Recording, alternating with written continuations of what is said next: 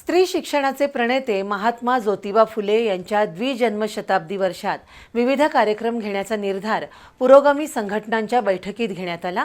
त्याची सुरुवात 11 एप्रिल रोजी भव्य अभिवादन दिंडीनं होणार आहे। महात्मा ज्योतिबा फुले यांची यावर्षी 200वी जयंती साजरी होतीये। त्यानिमित्तानं 11 एप्रिल 2026 पासून पुढील वर्षभर विविध कार्यक्रमांचं आयोजन करण्यात आलंय।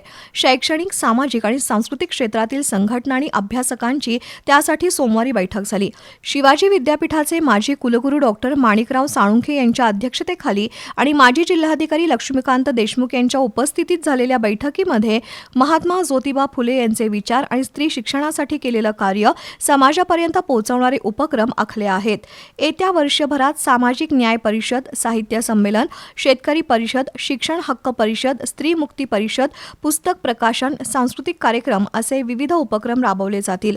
तर 11 एप्रिल या ज्योतिबा फुलेंच्या जयंती दिवशी बिंदू चौक ते छत्रपती शाहू समाधी स्थळ या मार्गावर महात्मा फुले अभिवादन ग्रंथ दिंडी काढली जाईल।